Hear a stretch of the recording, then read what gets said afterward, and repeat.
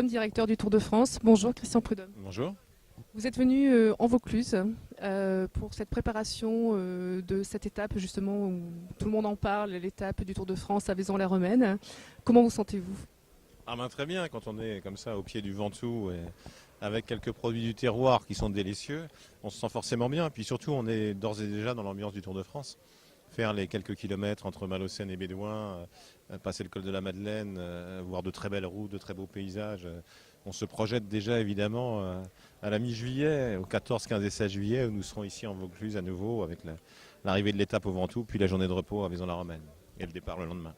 Alors qu'évoque le Mont Ventoux pour le Tour de France techniquement et virtuellement? Le Ventoux, c'est une légende du Tour de France, c'est une sorte de mythe. Quand vous vous promenez en France ou partout dans le monde, on vous parle du Ventoux.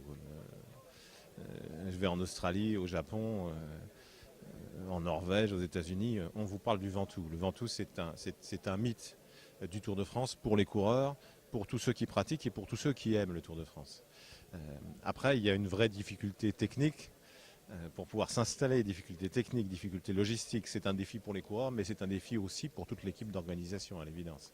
Et puis c'est un défi pour tous ceux qui nous aident, et notamment les collectivités, le Conseil général, bien sûr, pour faire cette arrivée-là, sachant que le défi en vaut largement la chandelle, sportivement pour les coureurs et les fans du Tour de France, et puis aussi parce que les images du Tour partent dans le monde entier, dans 190 pays, donc pendant plusieurs heures, vous avez des millions et des millions de gens dans le monde entier qui regardent ces images-là, la compétition sportive, mais aussi la beauté des paysages, les terroirs, les régions, les territoires, les départements traversés. Comment va se dérouler la journée de repos à Vaison-la-Romaine? Ça, je ne sais pas encore. En général, elles sont bien occupées, les journées de repos, pour ce qui nous concerne dans l'organisation.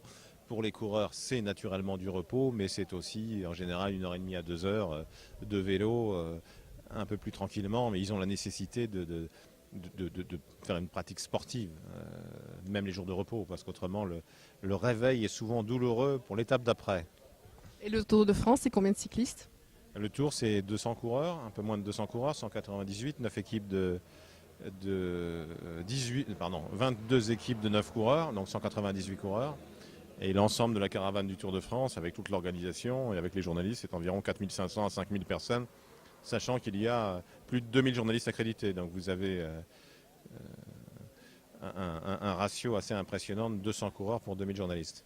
Donc beaucoup de monde sur la ville de Vaison-la-Romaine. Bien sûr, beaucoup de monde à Vaison-la-Romaine, beaucoup de monde dans le Vaucluse, comme à chaque fois que le Tour vient. Et puis on le voit et on le sait, mais on a encore croisé des dizaines de cyclos aujourd'hui même, des cyclos avertis souvent, qui viennent rouler. Et certains que nous retrouverons le 15 juin pour la fête du Tour.